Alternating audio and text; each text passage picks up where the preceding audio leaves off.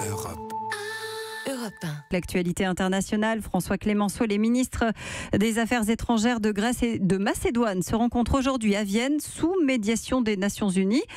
Et il y a bon espoir que leur conflit soit résolu, ce qui ferait évidemment du bien à l'Europe. Exactement, parce que l'une des raisons pour lesquelles il existe une salade de légumes qui s'appelle Macédoine, c'est parce que ça a toujours été une nation très accueillante, très variée. On y trouvait au 19e siècle des Grecs, des Serbes, des Bulgares, des Albanais, même des Turcs. Et c'est tout le mérite de la Yougoslavie de Tito que d'avoir fait coexister toutes ces minorités dans la République yougoslave de Macédoine. Sauf, comme vous le savez, qu'avec la guerre des Balkans, chacun a pris son indépendance et la Macédoine aussi, elle est devenue indépendante.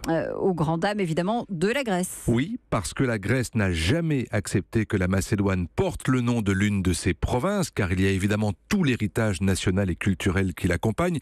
Et donc la Grèce a bloqué l'accès de la Macédoine dans toutes les instances internationales possibles, qu'il s'agisse de l'ONU, où elle n'existe qu'en tant qu'ex-république yougoslave de Macédoine, de l'Union européenne et de l'OTAN, que les autorités macédoniennes veulent intégrer, mais jusqu'ici en vain, du fait du veto grec. Et donc, ça pourrait changer aujourd'hui. Oui, ça fait des années que l'Union européenne, mais surtout les Nations unies, essaient de calmer le jeu, et notamment les foules nationalistes qui sont de plus en plus bruyantes de chaque côté de la frontière.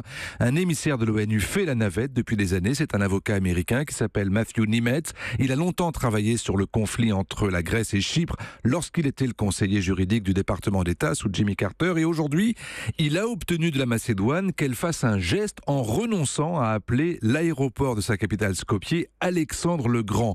La Macédoine pourrait aussi accepter de se faire appeler Nouvelle Macédoine ou Haute Macédoine, ce qui serait acceptable par la Grèce et qui en échange lèverait son veto pour l'adhésion à l'Europe et à l'OTAN. Tout ça peut vous paraître totalement ridicule, mais c'est comme ça qu'on désamorce les conflits, d'autant que la Russie continue de souffler sur les braises des affrontements communautaires en Macédoine afin de garder une influence dans cette région qui se trouve aux portes de l'OTAN, de l'Alliance Atlantique.